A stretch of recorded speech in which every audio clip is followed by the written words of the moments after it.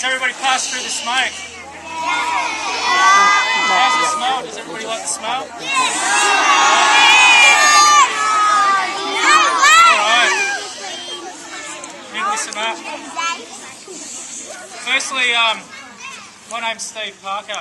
I'm a descendant of the Bunurong, the Yorta tribe and Arab tribe in the TI. Just like to firstly acknowledge my elders, both past and present, and elders gathered here today.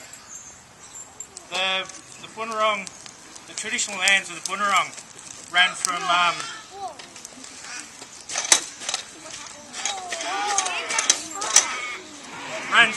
Werribee River in Melbourne, all the way along the coastline, all in the peninsula, around the coastline, through this Western Port Bay, all the way down to Wilson's Prom.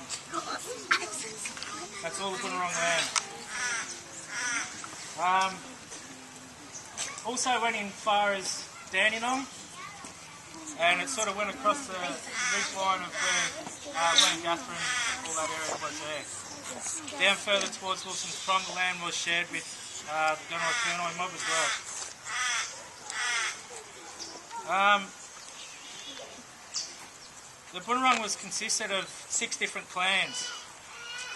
Those clan names were Willakit, Balan, Narak Balam, Mayam Balak, Bunurong Balak, and Wurundjeri, and the Willak Balak. As a descendant of the Bunurong, and the generosity from my elders that have passed down the knowledge, I welcome you, Women. Our creator spirit is Bundle Wedgetail Eagle. Bundle taught the Bunurong two promises to visitors of land, and that was to protect our children of the Bunurong and protect the land of the Bunurong. And in doing so, Bundle will give you safe passage. Women Jacko, Merrimer, Beck, Bunurong, Nerm, Sturt, Batan, Ata, Wulam. Welcome to the traditional lands of the Bunurong, our beautiful homes by the ocean and by the Western Port Bay. Welcome, Women Jacko. Thank you.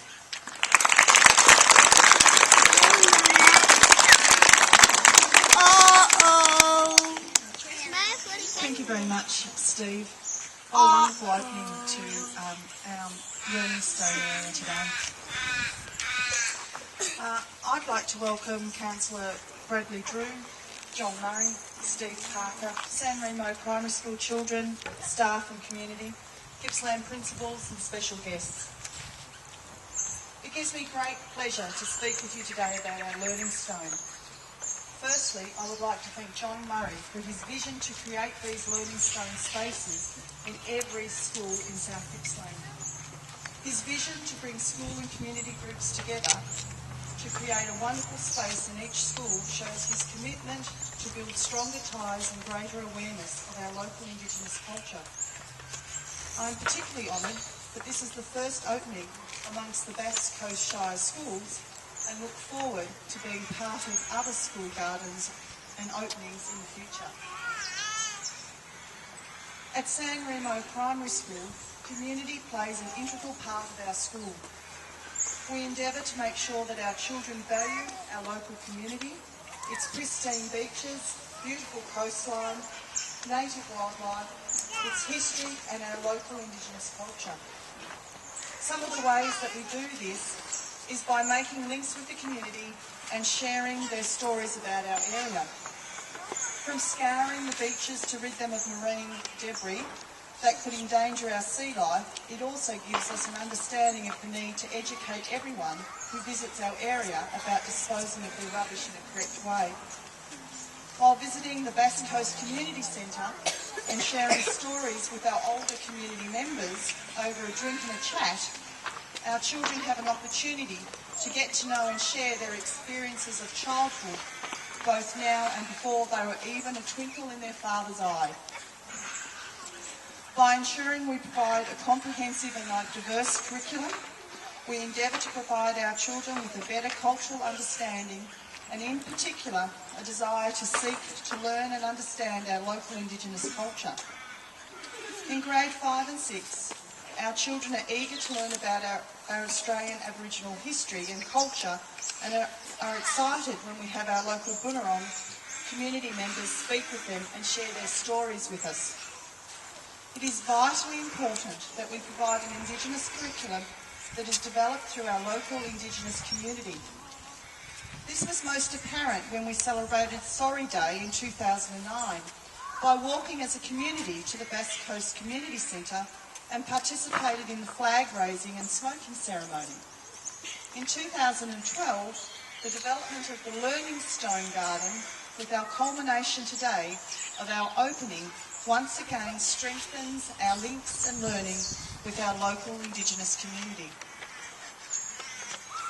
Today, our school is fortunate to have an area where we can reflect, remember and learn about our Indigenous culture. It is a place for teachers to begin discussions with students, learn about traditions, Indigenous plants to our area and ignite with them a sense of community. Our 2012 grade 6 students did a wonderful job creating, developing and beginning this journey. Their sculptures are amazing and combine to create a calm and reflective area for all of our children. The beauty of this area, however, lies in the continuation and development throughout the years and gives us a space to discuss Indigenous culture and values with all generations. On a project such as this, there are always people to thank. I would like to thank Teresa Gifford-Cox and John Manning for developing a rich and diverse Indigenous unit that seeks to educate and inspire children about our local Indigenous community, and which leads to a wonderful project such as this one. John Murray for his continual support and guidance with this project. The 2012 grade 6 students who developed and contributed to this lovely space. Virginia Baxter for guiding our students with their sculptures. Pete Chaston for his lovely bench.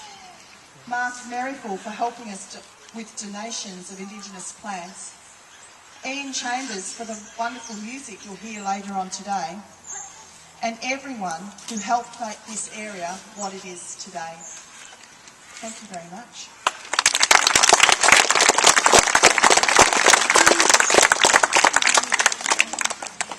It is with great pleasure that I now hand over the microphone to John Murray. Thanks, John.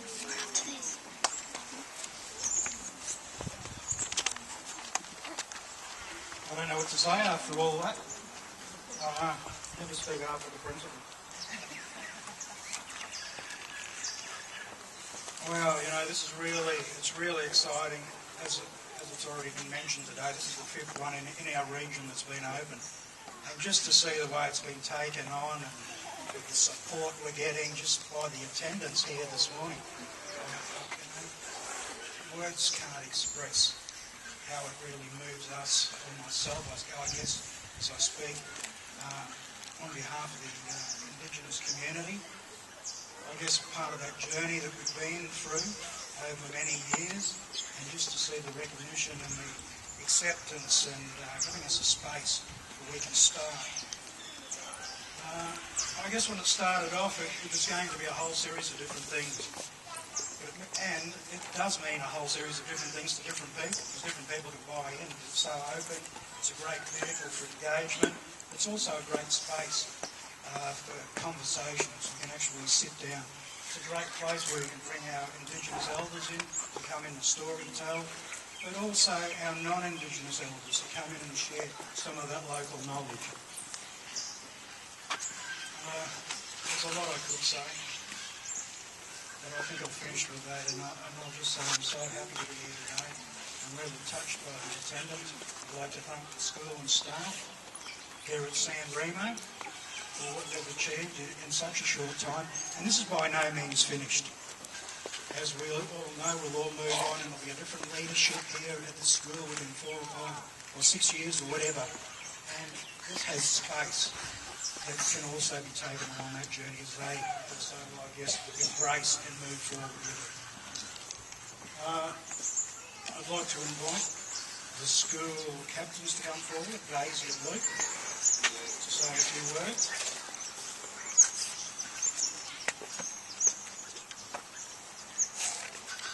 Thanks, mate.